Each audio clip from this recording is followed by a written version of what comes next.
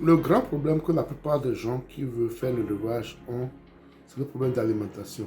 Comment trouver les ressources moins chères pour pouvoir alimenter ces animaux.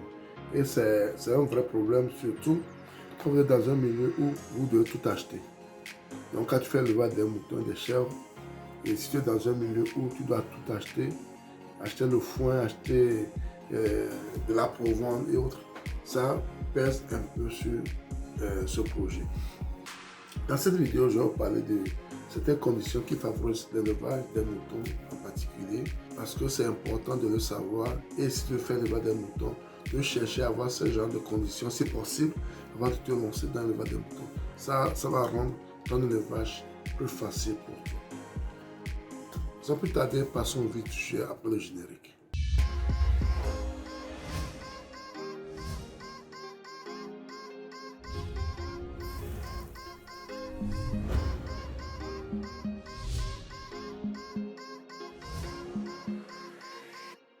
Si tu m'écoutes pour la première fois, mon nom c'est Sabi Aliati.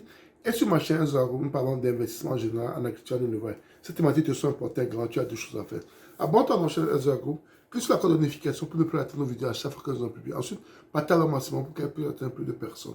N'oublie pas surtout un pouce, ce qui permettra à YouTube de diffuser nos vidéos à plus de personnes.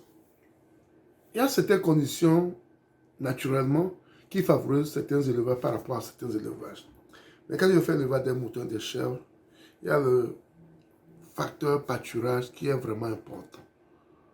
Elle est vraiment important si tu t'installes où, plus ou moins, tu as des herbes en abondance, ou bien tu peux produire des herbes pour tes animaux. Je te dis que tu as réussi ton élevage au moins à 50%. Tu as déjà réussi ton élevage à 50%. Et c'est ce qui nous arrive à notre niveau, au niveau de la ferme L2A. Quand je fais mes vidéos, je donne toujours les exemples de ma ferme et de la ferme des autres que je visite ou qui me parlent de ce qu'ils font également à leur niveau. Parce que ça vous permet de vous dire que nous faisons ce qu'on dit. Donc, nous, à notre niveau, nous avons la chance d'avoir des espaces verts où nous avons nos moutons pour brouter. Et ça nous aide énormément à réduire le coût de production. Parce que si on n'avait pas cela, on devait les acheter et faire beaucoup de provence. Certes, des fois, on ajoute la provence, on compose notre provence. On ajoute les épluchures de manioc qu'on achète également, qu'on leur donne également, ils aiment ça aussi. Manioc et igname, et sont de soja et autres. Ils sont de bière locale et autres, qu'on ajoute à leur alimentation. Ça permet de bien grandir, de bien s'alimenter et autres. Mais je mets l'accent sur le pâturage. Il ne faut pas oublier que les moutons, les chèvres sont des herbivores. Ils ont des herbivores, ils ont besoin des herbes dans leur alimentation. C'est très important. C'est très important de les apporter cela régulièrement.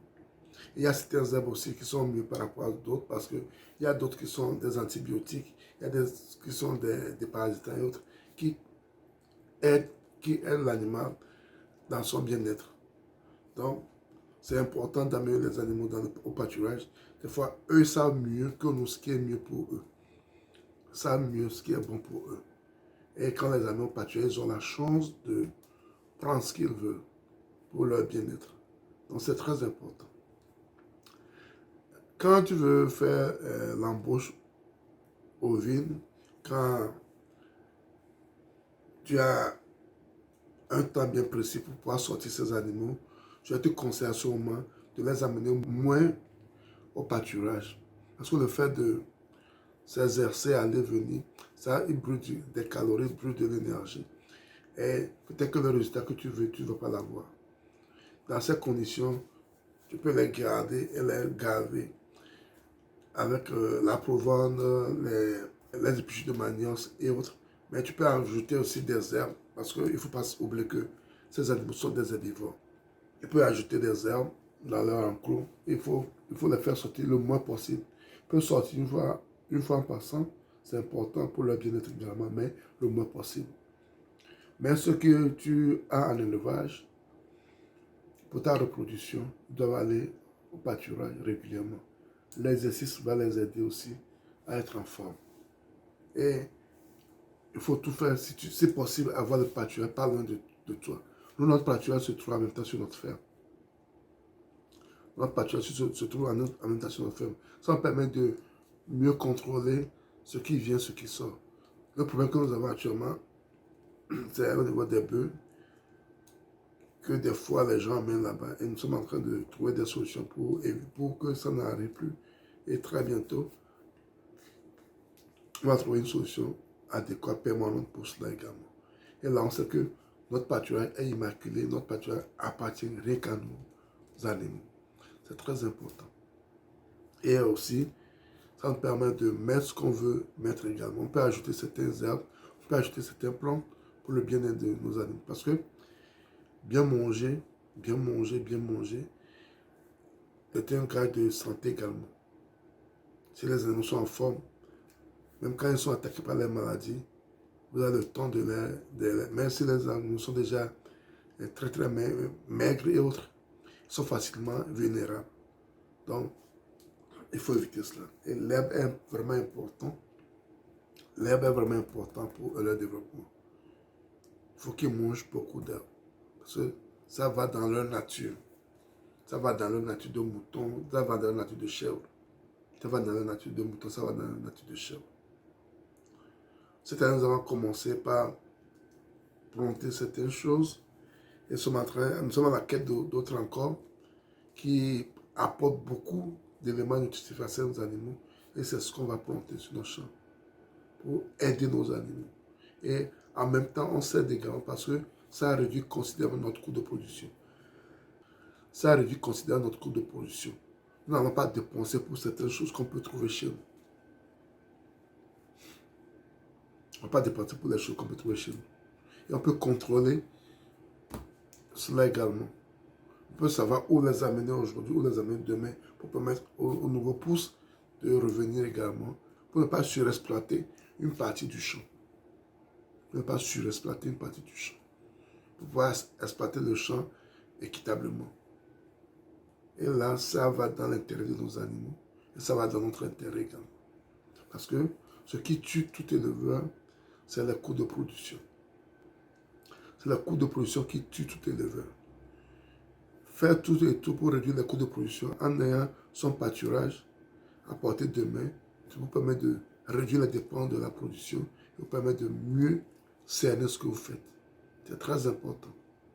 C'est très important parce que la plupart ont abandonné ce métier d'élevage en général à cause des coûts de production. Parce qu'ils n'arrivent plus à s'en sortir. C'est pourquoi même il y a un monsieur qui conseille, si tu as fait les poules chères pondées d'autres, il faut avoir un champ de maïs et un champ de soja. Ces deux éléments sont les éléments essentiels dans la composition de la provence. Si tu as ça à ton niveau, tu réduis considérablement le coût de production et tes animaux vont te revenir moins cher par rapport aux autres. Donc, c'est ce que je tiens à partager avec vous aujourd'hui. Et c'est très important de penser à ça, de réfléchir à tout ça là, avant de te lancer dans la position des moutons. Comment faire pour avoir un accès facile au pâturage? Comment faire pour avoir un accès privilégié au pâturage pour le bien de tes animaux? Et pour ton bien également, parce que ça va te réduire considérablement le coût de production. Donc, si tu aimes la vidéo, ne la garde pas pour toi, partage autour de toi, clique sur la cloche de notification pour ne pas rater nos vidéos. Mais si tu n'es pas encore abonné, abonne-toi pour nous annoncer les abonnés. Clique ensuite sur la cloche de notification, partage là. Un pouce également pour YouTube de 19 vidéos pour des personnes. C'était Salut et à la prochaine. Bye bye.